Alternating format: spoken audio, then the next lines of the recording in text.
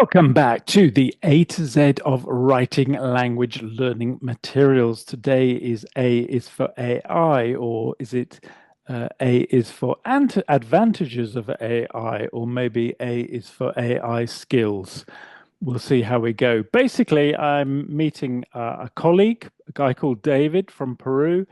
He took our course 2 or 3 years ago, and since then he's been doing really interesting things with AI. He's a teacher, he's a materials designer, he does loads of work. He's an academic manager of teacher, full of ideas, and he's been experimenting a lot. And I just wanted to have a chat with somebody who's using AI in their daily life for materials writing, explore why he chooses to use AI. What are the actual advantages? Are there any disadvantages? And out of that, try to start to come up with a list of, okay, these are the skills that materials writers already need that we know about. Can we define what the future skills are of materials writers?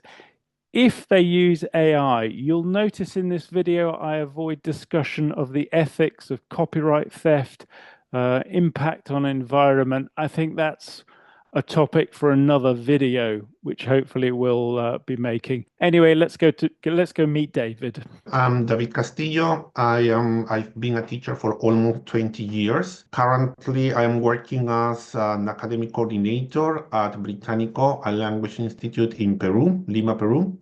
And one of my responsibilities is to select the material that we use in the institution and also create the materials, supplementary materials, and all the documentation that we have to guide our teachers. Apart from that, I also work as a freelancer because I also produce materials for schools and for universities. Very nice to be interviewing David. He took our course with me and Kath, what, a couple of years ago now, David, I think. Yeah, So uh-huh. we've kept in touch. And the reason I've asked to speak to David today is I know that he's been doing lots of interesting things with AI tools, and he's been experimenting with materials creation, combining human, if you like, human materials writing skills with AI skills. So what I thought we'd do in the next 20 minutes or so is just explore what the advantages are of using AI. I don't want to get into the ethical issues of AI because I think that's a separate discussion, but just how you're using it on a day-to-day level in your work. And then we'll pull out the advantages, but also think about if as materials writers we're going to do these things, what are the skills that we're going to need to develop or are currently developing when we work with AI. So for you, compared to just writing the materials from scratch, what would be some typical advantages of integrating AI in your context? Yeah, well, definitely saving time. Hmm. Right now, I can generate texts or I can generate more testing material because I we can just ask the AI bot to generate texts in order to include them in our testing material or regular material. Of course, we have to be very careful with this because, well, that is something that we are going to talk later. But also, and definitely, I think that one of the advantages is the possibility of getting what you really need and also creating materials that were very difficult to create in the past. For example, materials writers, at least here in Latin America, we also had the possibility to create texts, worksheets, exercises, speaking activities maybe, but it was very difficult to find audios or videos that actually included the vocabulary or structures that our students were learning. So this is a huge advantage, I think. Now we can go to these tools and generate videos, generate audios, generate this listening material that our students really, really appreciate. And in order to do that, you must have developed kind of prompt writing skills, yeah? Yes, yes, because At the beginning was just like, okay, generate a text about this.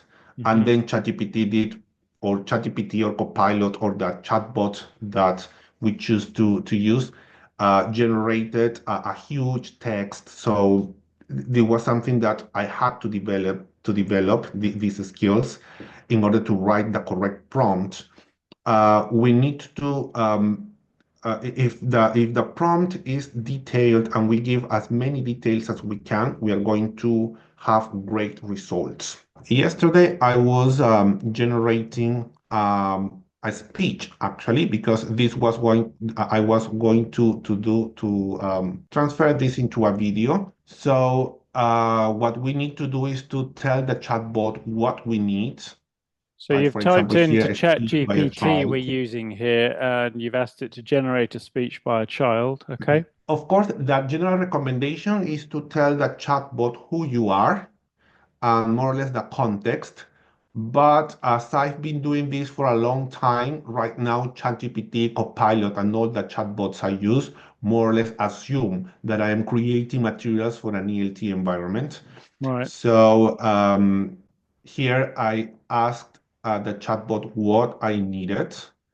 And then here, the exact vocabulary that I needed to include, dancing ballet, playing chess, etc. And then, well, this is something that I also needed, the vocabulary and also the structures, grammar structures, comparative forms, easier than, more fun than, etc. Okay. And the level, right? This was something that I also recommend is that if you are producing material for A2 level, we should tell the AI tool to produce the material for A1. For example, if it is for B2, it would be better for B1. This is something that I feel AI tools need to refine because I think that they always produce text or content above the level. Yeah, my impression And is that they're getting better, but they've still got a way to go because usually I yeah, create the text and then I check it in a tool to see uh-huh. how precise it is. Although that's even if I write it myself, I still have to check it. So in that sense, me and ChatGPT aren't different in the sense of we have intuition, but then we have to check it afterwards. Yeah. And also the length. In this case, I wanted the speech to last for about 55 seconds. But if you're producing a text, you should tell more or less how many words you need the text to be.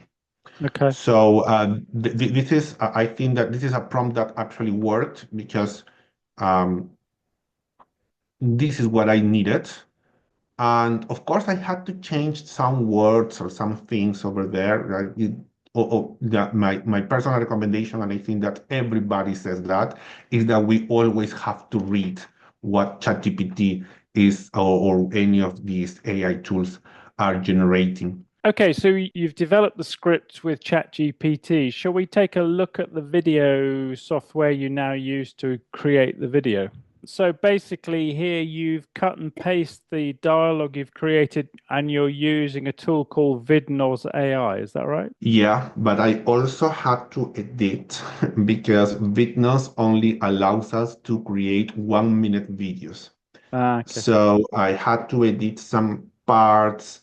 And even though I told ChatGPT to produce a 55-second video, in the end, I think that it was 1 minute and 10, 15 seconds. Right. And also in Bitnos, we need to introduce the pauses. So it was like 1 second, a pause of 1 second, another second here. So this is something that we also need to consider. Maybe I should have asked ChatGPT, and this is something that we develop with time. Okay, if I need a 1 minute video, maybe I should ask ChatGPT to produce a 45-second speech. Those are things that we actually find out when we start practicing. Let's listen to the first 10, 20 Mhm. seconds. I'm Sophie and I'll talk about my hobbies. I love dancing ballet. It's my favorite hobby. Ballet is more fun than watching TV. I also do gymnastics. It's the most interesting sport. Yeah, so this is the example of the video of a video that could be created and that includes the words that you need, that includes the grammar structures that you need, and the topic that we need, right? It would be Okay. very difficult to find something like this in YouTube. Okay, so just to be the devil's advocate, what is the advantage to you of giving that script to AI? Wouldn't, if you were just making it traditionally as a materials writer, we might just video somebody, a real person talking. So Mhm. what's the advantage? The advantage is that I could do this, that I actually, for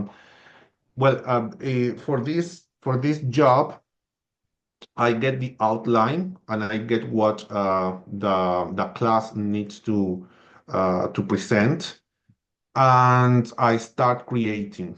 So at that time, it was yesterday at 8 o'clock at night.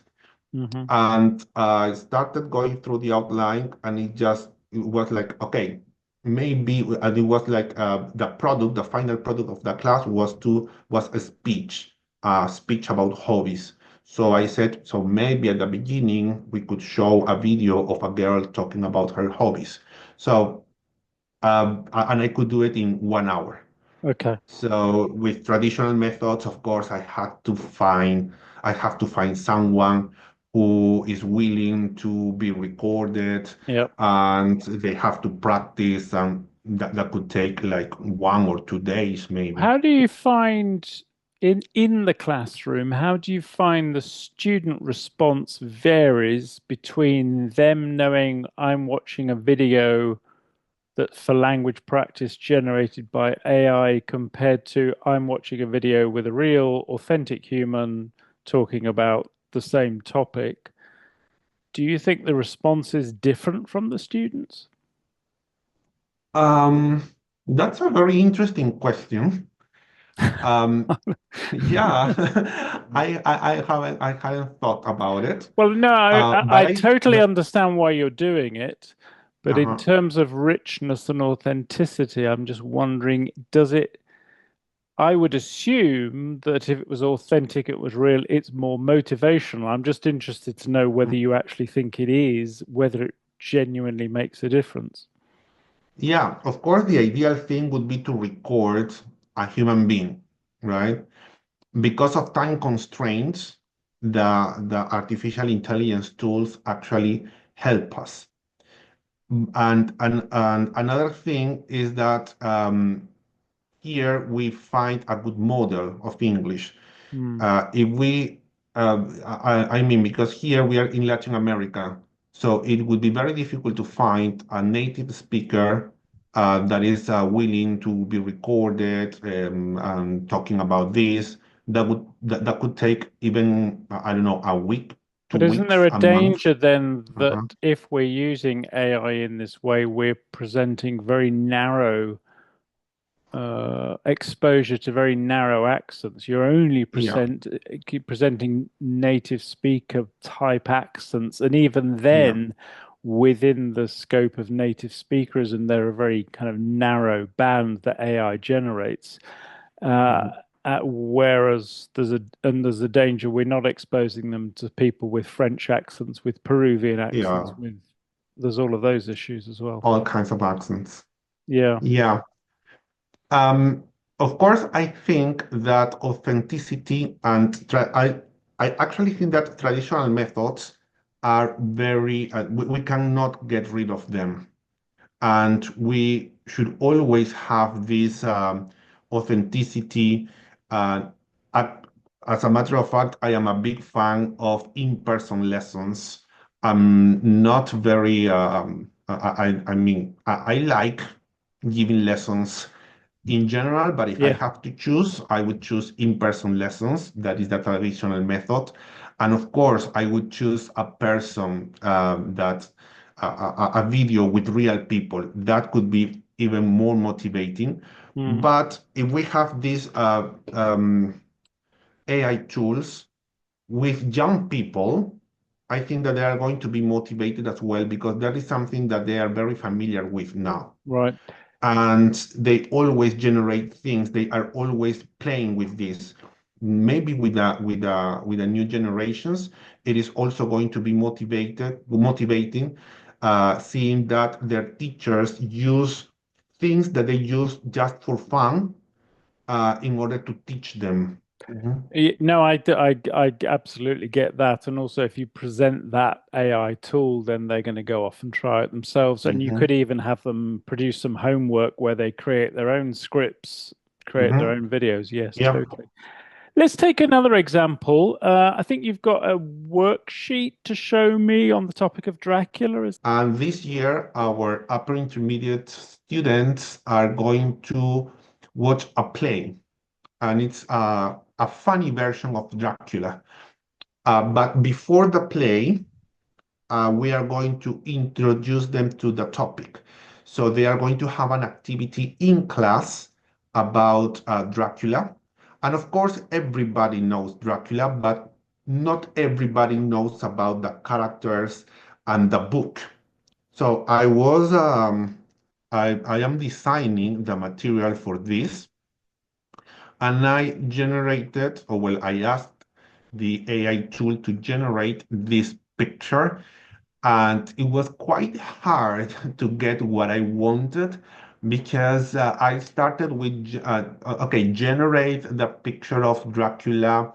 Um, I don't remember the exact words, but I wanted to transmit mystery, and I wanted to transmit seduction. And of course, this is for students. So at the beginning, it was not what I really wanted. So I started to, I think that this was like the fifth or sixth prompt that I had to write. But in the end, I think that I got what I wanted.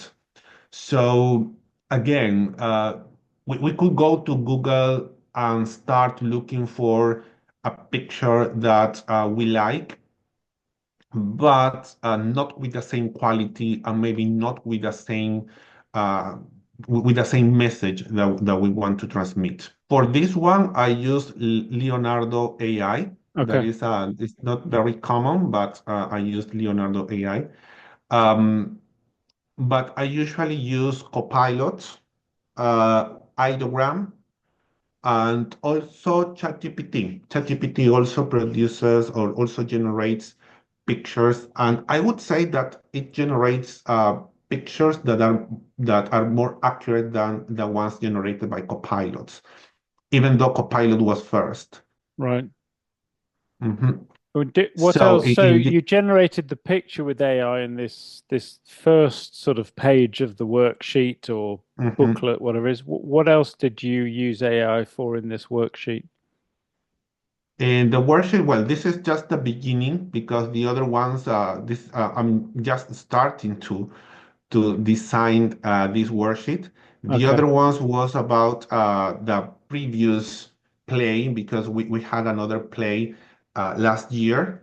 And again, this was a text that I generated by AI, but again, we have to look at it, and we have um, to to to evaluate if it is accurate.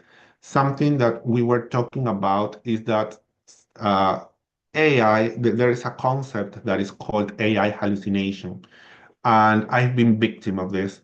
The first time was with a friend who is also very into using these artificial intelligence tools, and he generated a conversation between two people who were talking about Enrique Bunbury, who is a Spanish singer, and that I like a lot. And he showed me that conversation, and I could detect that one person said that Enrique Bunbury loved eating meat. And I said, no, this is not true, because Enrique Bunbury doesn't eat meat. Um, and the second time was when I was generating a text about a play. There were two actresses. One of them played the mother and the other one played the daughter, and ChatGPT confused them. ChatGPT said that the one who was playing the mother, who played the mother, uh, played the daughter, and the same with the other one. and I said, okay, no, this is not accurate. Please, can you check this? And of course, the AI tool is going to check and is going to correct itself. But my recommendation would be to try to ask the AI tool to generate texts or content of things that you actually know, that you have some knowledge of. Otherwise, it's going to be quite because the general recommendation is that yes, you should check that the content is accurate and that it is true. But it would be like very time consuming to go to the internet to start learning about the topic. So if you're going to produce a text about a play or about a movie or about a TV program, it should be something that you have some knowledge about. Yeah, although that raises an interesting issue, particularly the difference between being a materials writer, in the way we've always known it, and now using AI, because I'm called upon to write text on topics that often I don't know much about. So I do have to go off and research it, and I will need to check it. And I probably, if it's something very, like if it's English for specific purposes, I probably will need to take it to somebody who who is an expert in the area. So in that sense, it doesn't change. And it certainly means that our role as the writer, if we're using with AI text, there's a kind of an editorial fact-checking role that perhaps we haven't necessarily had so much in the past. I don't know. Mm. Not really, because maybe what we are thinking about now is that what you said, right? Now the material writer is going to be just like an editor or the one who asks the artificial intelligence to generate the content, etc. But I think that there's a lot of knowledge that material writers have that cannot be ignored. For example, to generate a video, we could ask a ChatGPT or any artificial intelligence tool to produce a video or a text about anything. But what about the topics that we can include in ELT materials? That is something that the material writers know. We have this parsnip rule that tells us what topic should be avoided.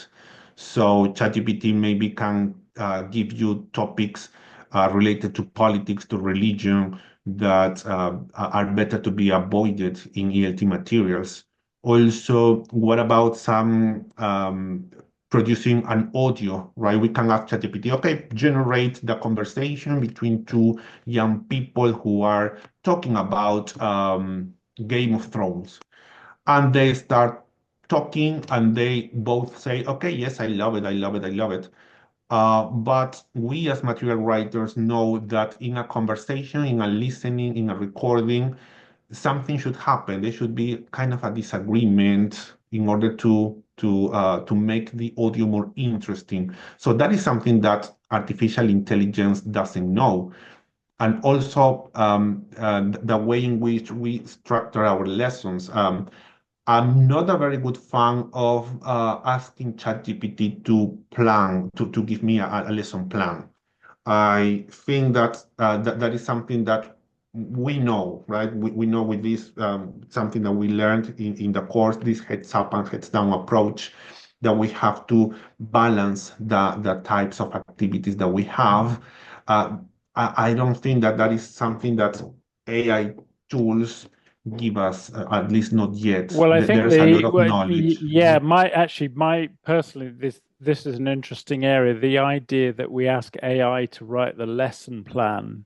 For Uh, me, part of the actual planning process is doing the planning, because I think lots of teachers visualize the lesson, how the lesson will be, because mhm. visualization is part of the planning process. Scott Thornberry talks about this somewhere, that the majority of teachers kind of visualize their lessons or visualize their materials. So the actual writing of the material or the creation of the lesson plan, actually doing it and thinking it through and visualizing it before the lesson, is crucial to its success in the lesson. And if AI just gives you that plan or gives you that material and you don't have to visualize your way through it. I think there's an issue there anyway. So I think that's quite an interesting thing to pick up on. Yeah. Yeah, yeah. I'm not, as I said, I know that there are some teachers who do it, maybe to help themselves, but I personally, I prefer to do all the planning and then just, okay, for example, if in this part I need an audio or if in this part I need a text, maybe those are things in which artificial intelligence tools can help me. Even for designing questions for an image or for a warm up, that Right. is something that I prefer to do myself because I know that, for example, for an image, we have to include something. There are several dimensions in which we can analyze an image, and that is something that if we ask ChatGPT, ChatGPT is going to tell us. Maybe it's going to give us just 3 or 4 questions, very well designed questions, but not really what a material writers, a human material writers would design. Yeah, and I think sometimes there are some tasks that by the time you've composed the prompt and then rewritten the prompt and done it, you could have probably just written the thing yourself. I mean, I have seen teachers talk in detail about the prompt design, and by the time they've done it, I thought, well, you could have written the exercise. So that Yes. it's choosing your moment when to use it, is using it wisely. We're coming to the end of our time. Let's just go. I've been noting down advantages and skills you've mentioned. So time saving is obviously a key one, is Mm-hmm. a key reason for doing it. There are certain jobs it can do more quickly. Like Mm-hmm. you've talked about it generating and quantity, you said it can generate more text, for example, quite quickly. Mm-hmm. And also you can sort of tailor that to the needs if it's something outside of the course book that you want to use with your students, you can generate the text.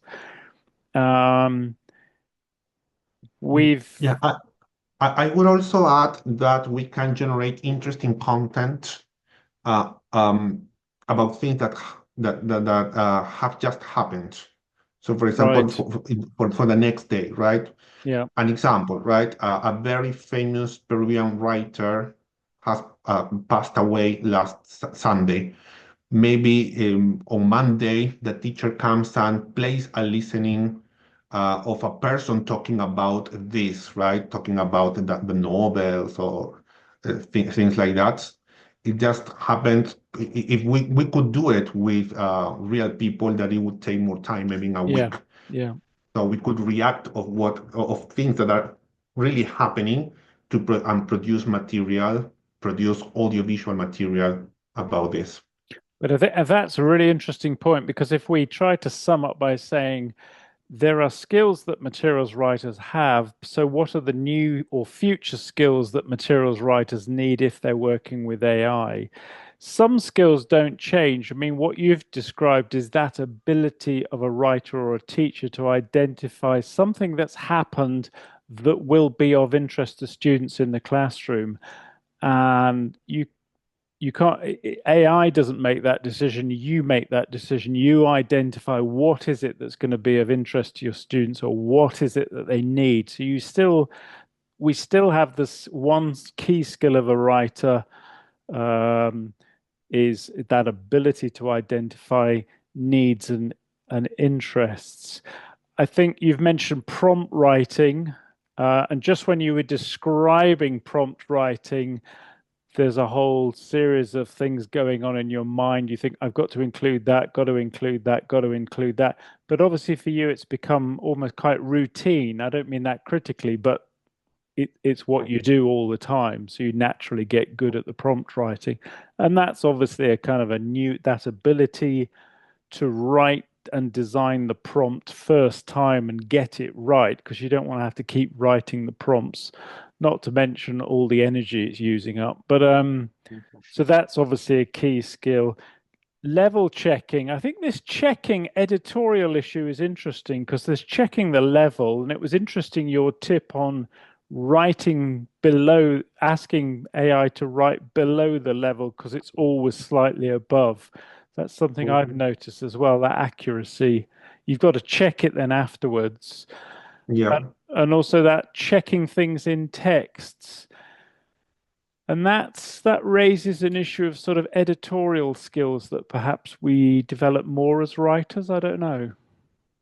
Yeah, and you mean about checking the details, the factual Yeah, details? checking factual Mhm. details, checking level in a text, like looking at word, think, well, AI's got that wrong. I've got to bring that word down. So those were sort of three key skills, I think, probably when we think of the traditional writer role, and then we think of where AI comes in, what is it that we're adding to in that sense? Yeah, I would also add that as we were discussing, you have to be very patient with Right. AI tools because sometimes they don't give you what you want, and also you need a lot of concentration because you have to, for example, to produce audios, conversations is not that easy. It is not like you just type the conversation and the AI tool is going to give it for you. You Right. have to actually give up a pause or the, the, the, the bit or the extract of the first person, and you have to memorize which voice you were using so you don't change the voice. Yeah. And also because we have to explore the tool. There are tutorials in YouTube, and I think that most of the teachers uh, who do not explore these tools is because they don't have the time, maybe, or maybe because they are not patient enough, right? They need someone to tell them, okay, this is this, but we don't always have this, right? We don't always have the time to take courses, or we don't always have the time to get someone to go to your house in order to teach you. So we have to be very we have to develop these self-study skills because we have to explore the tool in order to see everything that it has to offer. Which is why they need someone like you who goes out and produces the materials for them. So, Yeah. And of course, don't be afraid to ask for help. yes, Yeah, always. yeah, Yeah. yeah. Because I have a friend, as I said, I have a friend who is very into these AI tools. He was my student some years ago, and now I am the one who asks him, okay, how do you do this, or which tool would you use to produce this kind of thing? So we shouldn't be afraid, right? We shouldn't be afraid to ask for help because we are all here to continue learning. Absolutely. Yeah. Yeah. Mhm. David, thank you so much for spending time talking to me. It's really helpful, Thank really you. Thank you interesting. for having me. It just raised a lot of issues. We're all thinking about where does AI fit into our lives, particularly materials writers. What are the advantages, disadvantages? Is there a skill set that we need to develop that we didn't have before? So I think you brought up a lot of those things, and hopefully people will respond to this video and suggest other areas that perhaps we didn't have time to talk about. If you think there are other skills that material writers or materials creators need to develop in the future, why not respond to this video, add them to the comments, and let's build up a list of what we think they might be.